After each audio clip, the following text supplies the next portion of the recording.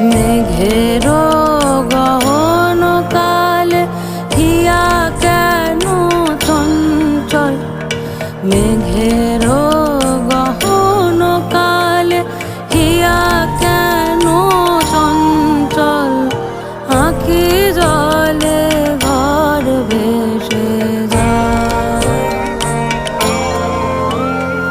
নিবিড় নিঝুম নিশি একাকী